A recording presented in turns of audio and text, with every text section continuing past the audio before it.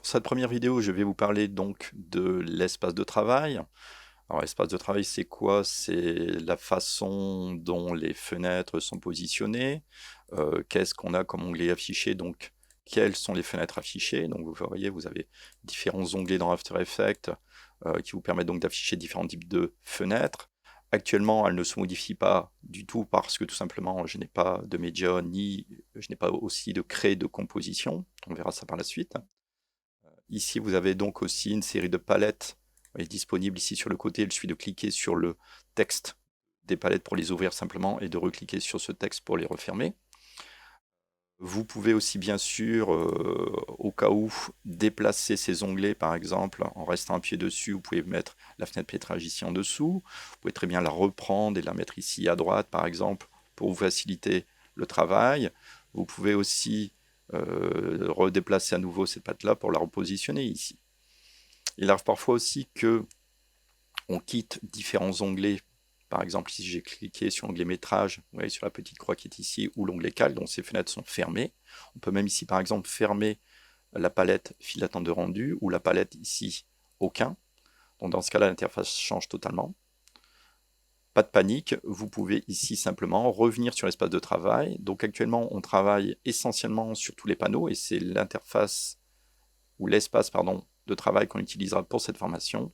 Et il suffit donc par exemple de rétablir tous les panneaux, donc qui correspondent donc à cette option-là, pour rétablir donc toutes les palettes que j'ai quittées précédemment. Dans certains cas aussi, vous verrez, vous allez pouvoir donc créer votre propre interface. On imagine par exemple que je positionne pour une raison particulière ma fenêtre calque ici. J'ai peut-être pas besoin pour l'instant de la file d'attente de rendu.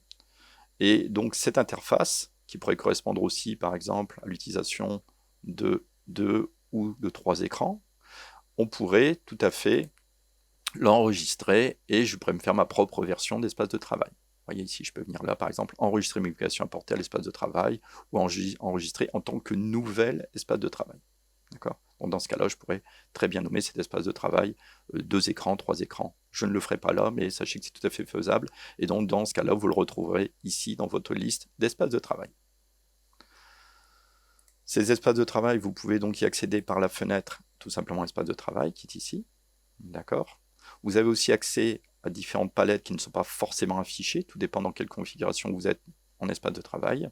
Ou bien sûr, vous pouvez ajouter différentes palettes ou différentes fenêtres qui sont situées ici en bas.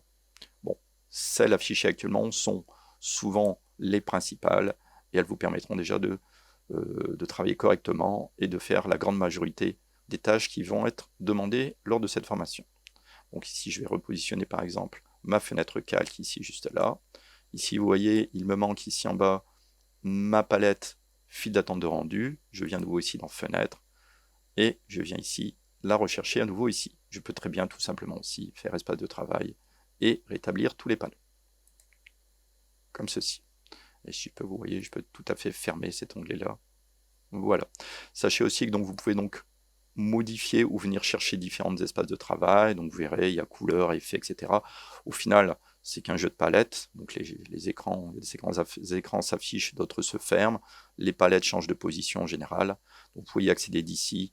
Vous voyez ici, vous avez un petit onglet aussi qui vous permet d'y accéder directement avec les raccourcis situés ici, là-haut.